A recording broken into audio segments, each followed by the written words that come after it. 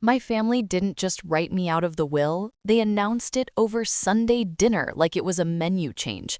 In my aunt's suburban dining room, between roast chicken and polite smiles, my uncle slid the paperwork across the table and said, "You're no longer included."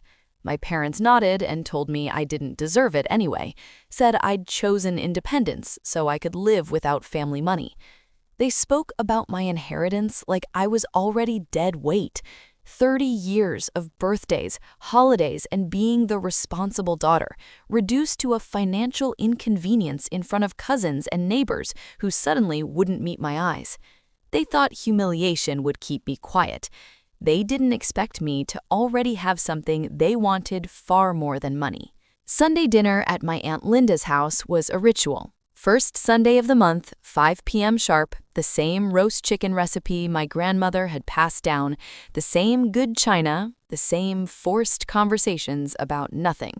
I'd been going to these dinners since I was old enough to sit at the table, 30 years of passing the potatoes and pretending we were normal. This Sunday started like any other. I drove 45 minutes from my apartment, past the Target and the high school and the church where my grandmother's funeral had been held 3 years ago. I stopped for wine, because you always bring wine to Aunt Linda's, even though no one ever drinks it. Her house sat at the end of a quiet cul-de-sac in a suburb that looked exactly like every other suburb. Beige siding, American flag by the front door, a lawn so perfect it looked fake. I parked behind my cousin Mark's truck and walked to the door. Aunt Linda hugged me hello. It lasted a second too long, her arms tightening just slightly before she let go. I didn't think anything of it. Inside, everything looked normal. My Uncle Dave was in the kitchen, carving the chicken with the same electric knife he'd used for 30 years. My cousins Mark and Jenna were on the couch, arguing about football the way they always did. My parents sat in the living room, my father with the newspaper, my mother scrolling through her phone. They barely looked up when I walked in. I helped set the table, made small talk, accepted a glass of wine I didn't really want. The neighbors were there too, the Wilsons from next door, a middle-aged couple who got invited to every family event because my aunt couldn't stand the thought of them watching us fight from their kitchen window. Dinner was served at 6 p.m. sharp. Roast chicken, mashed potatoes, green bean casserole, dinner rolls from the bakery. We all sat down, held hands while my uncle said grace, and started eating. For a while, it was normal. The same stories, the same jokes, the same comfortable rhythm of a family that had been doing this for decades. I started to relax. Then my uncle set down his fork and cleared his throat. The table went quiet, the kind of quiet that happens before bad news. "Before we get to dessert," he said, "there's something we need to discuss." My aunt reached for her wine glass. My parents exchanged a glance I couldn't read. My cousins suddenly became very interested in their plates. My uncle reached into his pocket and pulled out a folded stack of papers, legal-sized, stapled, official-looking. He slid them across the table toward me. They stopped right in front of my plate, next to my half-eaten chicken. I stared at them, didn't touch them. "What is this?" "Your grandmother's will. We've made some updates." I opened it. Page 1. My name, crossed out with black sharpie, initialed by my uncle, my aunt, my parents. Page 2. The house, the one my grandmother had lived in for 50 years, left to my cousin Mark. Page 3. The savings account, the one my grandmother opened for me when I was born, redirected to my aunt and uncle. Page 4. The jewelry, my grandmother's mother's wedding ring, the pearls she wore to my high school graduation, all of it, gone, left to my cousin Jenna. I kept flipping, page after page, every mention of me obliterated. I looked up. My mother was watching me, her face carefully blank. My father stared at his plate. My uncle shrugged. "We decided it was fair. You're established. You don't need it." My father finally spoke. "You've got your own life. Good job, good apartment. Your cousins need the help more." I looked at Mark. He was 28, living in my aunt's basement, working part-time at a gym. He wouldn't meet my eyes. Jenna was scrolling through her phone under the table, pretending she couldn't hear. The Wilsons were frozen mid-bite, trapped in a family drama they never signed up for. "You're doing this now?" My voice came out steadier than I felt. "At Sunday dinner?" My aunt reached for her wine. We wanted everyone here, no secrets. My mother sighed. Don't make this into a scene, it's just paperwork. It's not just paperwork, Mom. It's 30 years. 30 years of showing up. 30 years of being the responsible one. My father's jaw tightened. We're not saying you didn't do those things. Then what are you saying? My uncle leaned back. We're saying the money goes where it's needed most. I looked around that table, at my uncle's smug satisfaction, at my aunt with her wine, at my parents who couldn't meet my eyes, at my cousins who wouldn't, at the neighbors who wished they were anywhere else. 30 years, and this was my reward. I stood up slowly. My chair scraped against the hardwood. My mother looked up. Where are you going? I reached into my bag and pulled out a small leather journal. Old, worn. Grandmother's handwriting on the first page. Before I go, I said, I want you all to see something. My uncle's eyes narrowed. What's that? This is Grandma's journal, the one she kept for 50 years, the one she gave me the night before she died. I opened it to a page near the middle. Mark, she wrote about the $5,000 you borrowed for a business that never happened. Jenna, she wrote about the car she bought you that you crashed and never replaced. I turned a few pages. Aunt Linda, she wrote about the loan she gave you to buy this house, the one you never paid back a penny of. My uncle's face went red. That's private. It's the truth. I turned to the back. And Dad, Mom, she wrote about you two, too. About how you stopped visiting, about how you only called when you needed something, about how you pressured her to change the will in your favor years ago. My mother's face went white. I closed the journal and tucked it back into my bag. She doesn't trust any of you. That's why she gave me this. That's why she made sure the truth would come out if you tried anything. My uncle stood up. You can't prove any of that. I don't have to. The journal does, and I've already made copies. I picked up my bag and walked toward the door. At the door, I turned back, looked at them all one last time. You wanted to write me out of the will. Fine, but here's the thing. I never cared about the money. I cared about the principle. I cared that after 30 years, you thought I was disposable. I opened the door. The journal goes public tomorrow, unless you want to sit down and have a real conversation about what fair actually means. I walked out. Behind me, no one followed. In my car, I sat for a long moment, hands gripping the wheel. Then I drove away. I didn't look back. I didn't sleep that night. The journal sat on my nightstand like a loaded gun. I kept reaching for it, opening to random pages, reading my grandmother's handwriting, her looping cursive, her observations about people I'd known my whole life. Linda called today, another loan. She says it's for house repairs, but I saw the new furniture last week. Dave asked about the will again, third time this month. He's circling like a shark.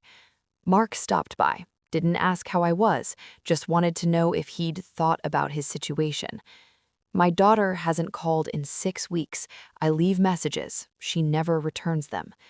Page after page of proof that I wasn't the problem, proof that they'd been manipulating her for years.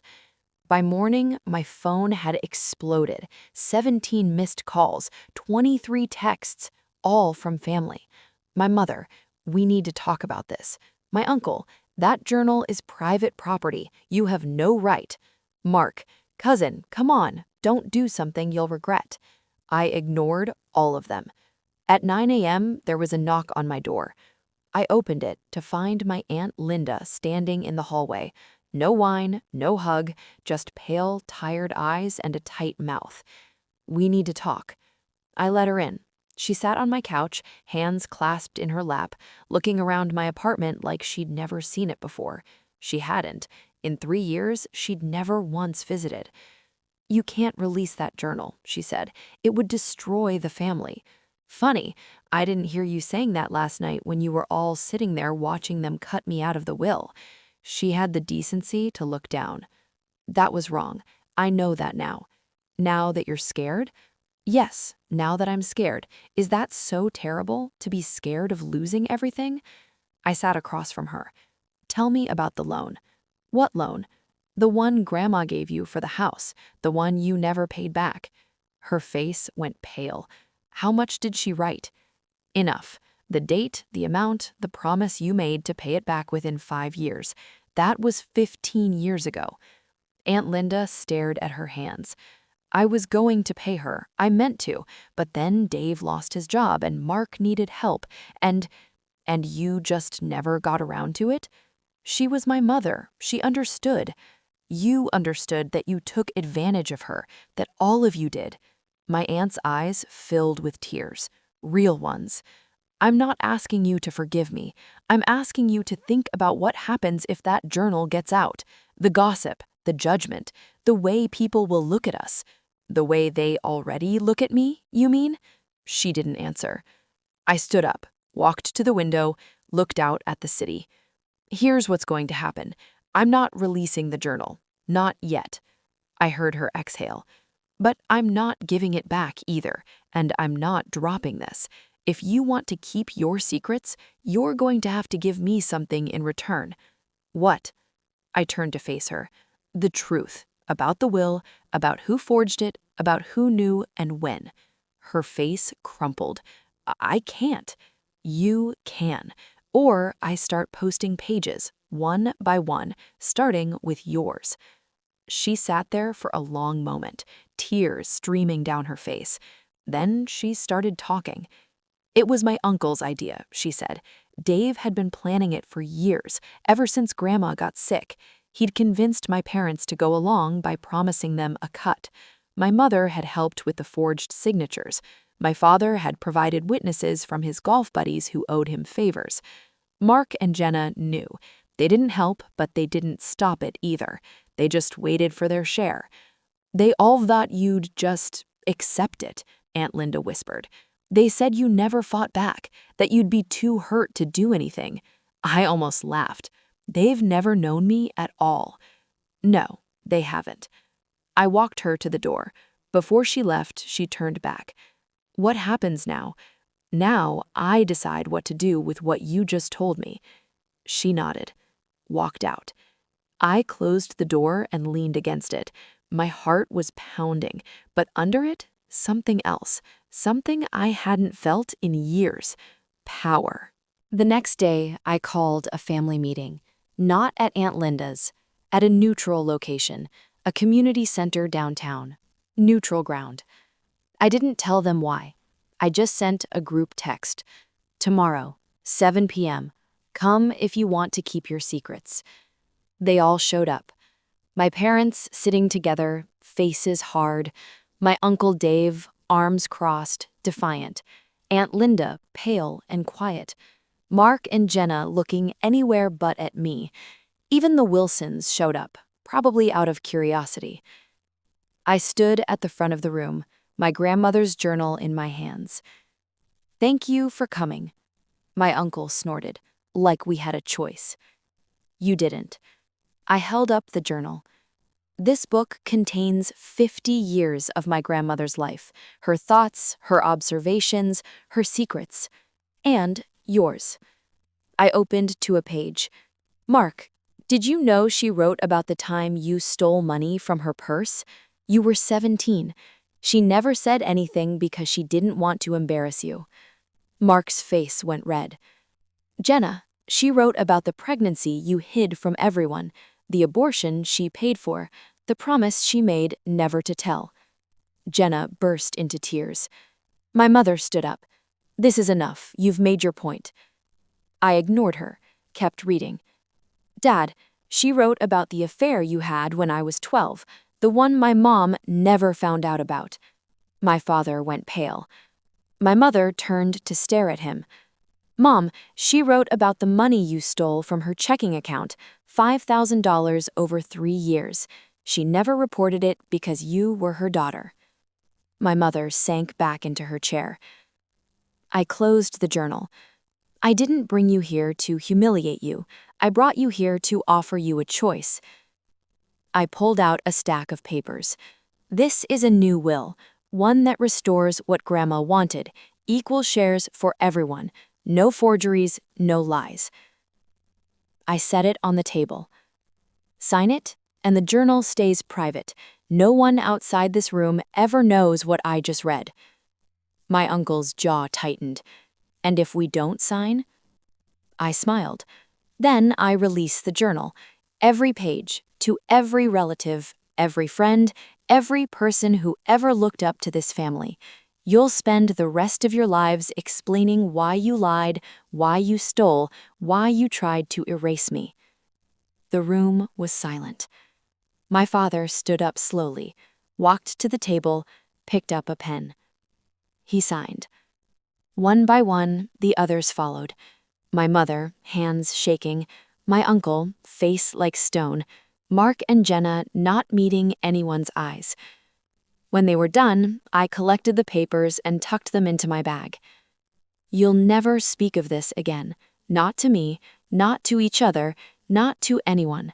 As far as the world knows, the will was always this way.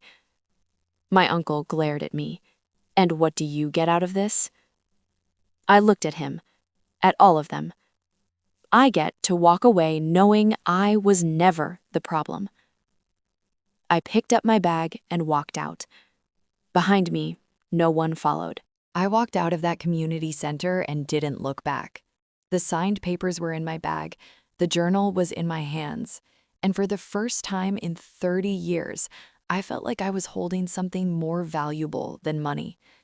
I drove home in silence. No music, no phone calls, just the hum of the engine and the weight of everything that had just happened. That night, I sat on my balcony with a glass of wine and watched the city lights. My phone buzzed constantly, texts from cousins, from aunts, from people who'd been at that meeting. I didn't open any of them. Around midnight, one message came through that made me pause. My mother. I don't expect you to forgive me. I just want you to know that I'm sorry for everything, for never seeing you, for choosing them over you, for making you feel like you didn't matter. I stared at it for a long time. Then I put my phone down and finished my wine. I didn't respond. The weeks that followed were strange. The family went quiet.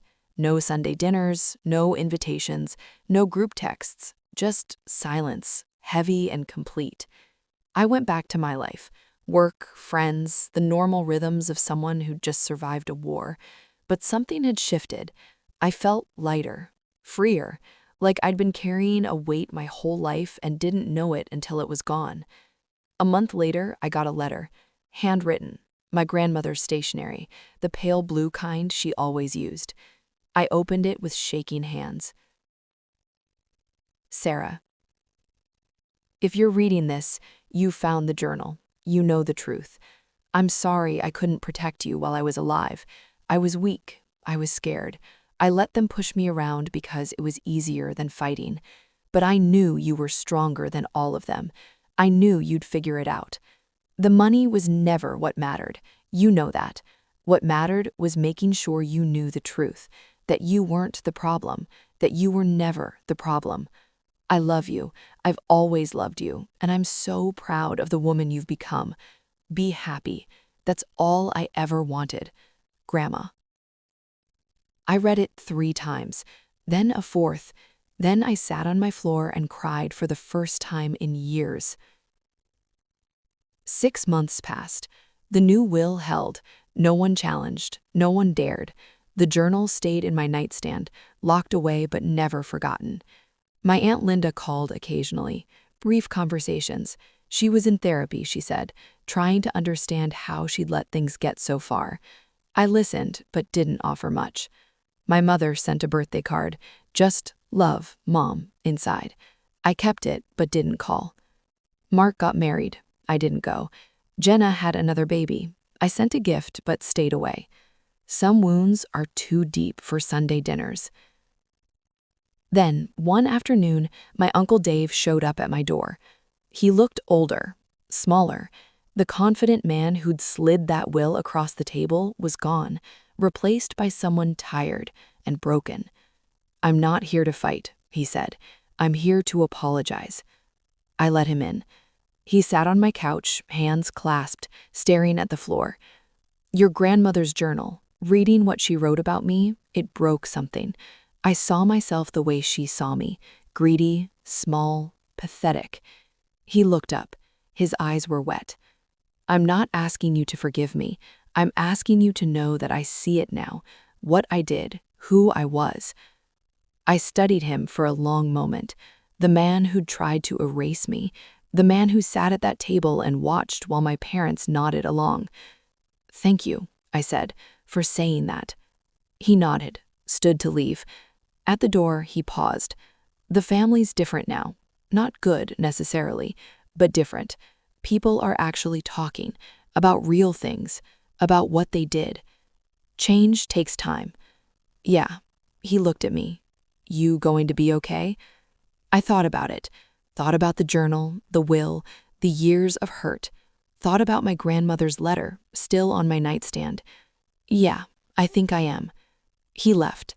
I closed the door and leaned against it, letting out a breath I didn't know I'd been holding. A year later, I started a new tradition. First Sunday of every month, 5 p.m. sharp. Not at my aunt's house, at mine. I cooked roast chicken, the way my grandmother used to. Mashed potatoes, green bean casserole, dinner rolls from the bakery. The good china, the cloth napkins, the gravy bout shaped like a duck. I invited everyone. My Aunt Linda came. My Uncle Dave, quiet but present. Mark and Jenna came, awkward but trying. Even my parents showed up, sitting at the far end of the table, not quite meeting my eyes. We ate, we talked, we laughed a little. It wasn't perfect, it wasn't even close, but it was something. At the end of the night, after everyone left, I sat on my balcony with a glass of wine and watched the city lights. My grandmother's journals sat on the table beside me, closed now, but never forgotten. I didn't need it anymore. The truth was out. The family knew. And for the first time in my life, I wasn't carrying their secrets. I was just living mine. And that was enough. Would you have let them back in? Comment below. Can a family really heal after something like this? Or are some wounds permanent? Subscribe for more stories about truth, boundaries, and choosing yourself.